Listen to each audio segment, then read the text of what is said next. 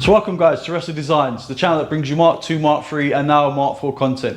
Today's video is going to be a how-to video, and it's going to be about the how to replace the rear window regulators on a Mark IV Golf. Right, so let's get right into it and let's start removing these door cards. So first two tools you're going to need is going to be a T20 and a trim tool. Okay, so the first thing you need to do is there's two T20 Torxes there and there, so one kind of at the front of the door card, one towards the rear of the door card. You remove those first. Here's those two T20s. We'll move on now to the trim. Next thing you need to do is the door handle. Here with a trim tool, there's three little spring clips that hold it on. It can be quite tight, but generally be careful that you don't damage the door card as you try to lever it and pull it off, or actually try and scratch it. As you can see already, it's got a few dents on it where maybe people have been taking it off as well. But just trying to be as gentle as you can. Okay, so the next thing you need to do is get a Phillips screwdriver, and these two gold, larger Phillips in there are the ones that you need to remove.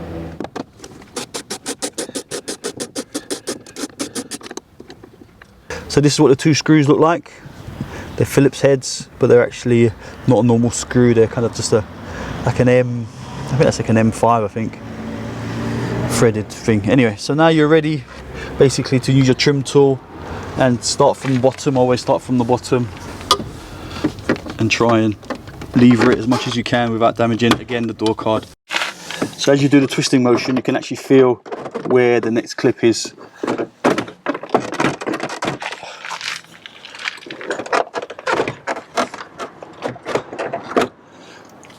There we go, as you can see, it's loose now. So what you do at this point is you actually lift it up, the door card, and to make sure you clear this, so you pull away and you lift up.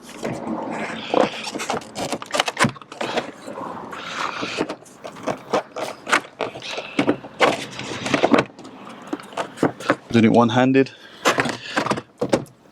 so it shows you it's not too difficult. So now you've got a few things holding it. You've got the cable for the actual lever and a couple of wiring which is for the speaker and for the electric window. So I'm going to put you down so you guys can then see what I've done. I'll be right back as I've taken it off. So basically this is literally clips off, so you kind of just pull it away and then obviously just unhook it, and that location is, so you guys don't get dizzy, hold it up the right way around. So that sits in there, so that bit slides in, which is that bit there, slides into there, then clips on, and that's obviously where the hook goes through this little eyelet, just there. And then obviously the wires are just, like I said, for the window motor and for the tweeter. And then you're left with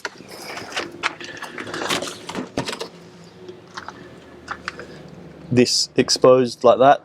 So the next thing you need to do is, you got this little cover here, which is what you need to prise off, like so, and it will kind of reveal the guide there. Luckily this window goes down, it just doesn't go up, so we're going to wind the window down all the way down. Obviously going to plug the switch back in and wind it all the way down.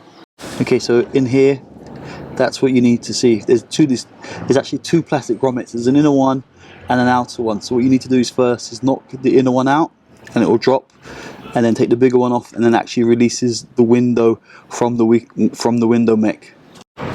Right, so I've removed, as you can see, there's no two little bits there. I've removed it, and now I can just pull on the glass and it comes free. So we've done that bit. You need to fish out the little bits because they'll be here in the door card. If you can't get them now, you can get them later once the actual card's off. For this purpose here, I've taken the speaker off. You wouldn't generally need to do that. So some of you may notice that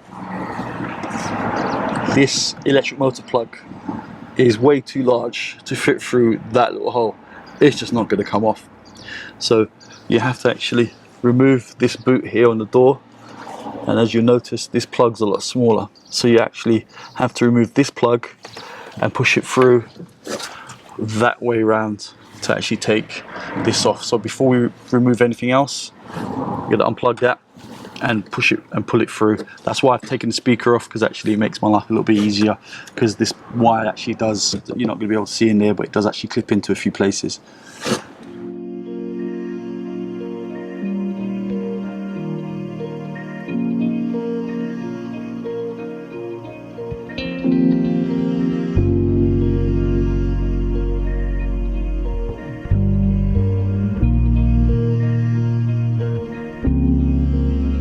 So the next thing to do is to unplug the motor, push the grommet through for the cable, push the grommet through for the lever, and also with your trim tool take off this grommet here. This one's already off, so make sure it's all free. And also what you need to do is with this, you need to get like a long nose pliers to pull the center out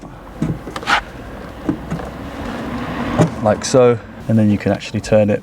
And don't forget that actually the weight sits at the bottom, this goes on there and that goes on there, because you kind of get confused with it. But yeah, that's the orientation of it. Weight's at the bottom, this cable one goes up for that actually goes to the door lock, goes on the top there.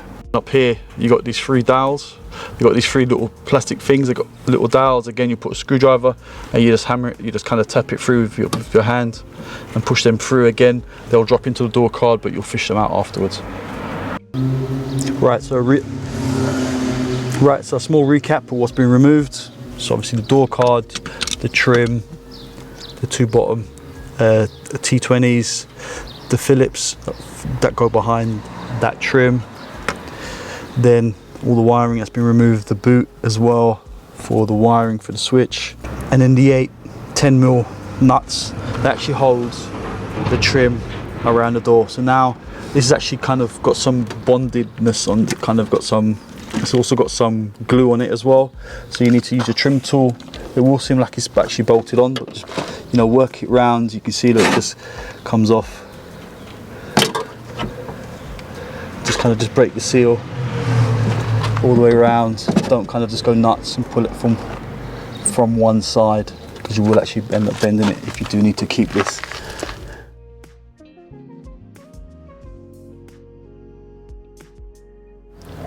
So with your trim tool as well, you're going to have to remove these that we pushed through, because it kind of stuck on here, so wedged it off. And then it's just a matter of just sliding it off here. So you also have to unplug this plug that goes onto the switch there. It's quite tight to get to, but once that's off, that's it. The wiring loom is separate then, and the actual panel can come off then. So that you guys can see why I've replaced it, because it actually looks like in fairly good condition. But the reason why I was replacing it was this is the window regulator itself, and there's like a little bit here that's actually broken. You'll see on the one that I'm going to replace it with now what I mean.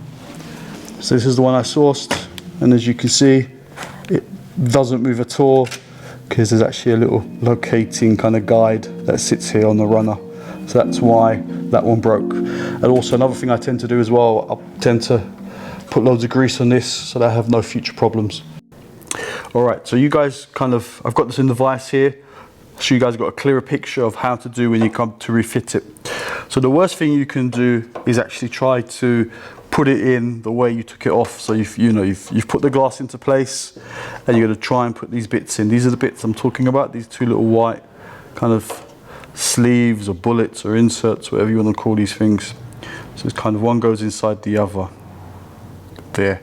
So the worst thing you can do is actually put it through. You end up breaking actually the new window regulator by trying to push them through and through the window. So the actual way of actually doing it is, if you can see on here from a side angle, you can see they're actually tapered, and they're also guided to go into the middle. They're kind of guided, as you can see, and they go into the middle. And the reason for that is what you do is actually you put these in the glass. So you know before you've put the actual window regulator in, you push the glass down, you push this through, the big one first, then you push the small one through the big one while it's in the glass. So imagine this is actually, you know, I'm doing this actually in the glass, in the window. Right, so you guys are gonna need a bit of imagination. So basically the pliers is the window. You know, we've pushed these two bits through the window now. You've bolted this onto the car, the window regulator onto the car, the window's all the way up. So what you do is you bring the window down slowly and evenly, and it'll just come down to meet the regulator. Then you just gently push on it down, and it will actually just clip into place like so, and that's it, done. So now I'll just show you the process of just bolting it up. It's basically the reverse of taking it off. Okay, so the first thing you do, putting it back on, like I said, I always tend to put grease on here, make sure it's all cool, is you gotta make sure this wire is actually clipped in and it runs behind the mechanism, not over the wire or something else. It will get trapped. You will damage, the wiring, and potentially also the window wiring, the window regulator as well. So you gotta make sure you clip it in, again, behind this wire, and also behind the regulator itself, and then you can actually then clip it onto the door. So that's it, guys. We've come to an end on another how-to video on this how-to Mark IV rear window regulator. If you have any questions, please leave it in the comments. I'll try and help, or maybe clarify something that wasn't too clear. I've tried my best. Hopefully it's all clear enough and you guys can actually see. It is a bit of a pain to do, but it can be done with a bit of time and a bit of help, you know, so you guys don't fall into the pitfalls. So please subscribe, support the channel, ding-a-ling-a-ling, click on that notification bell to beat the YouTube algorithm, and keep safe.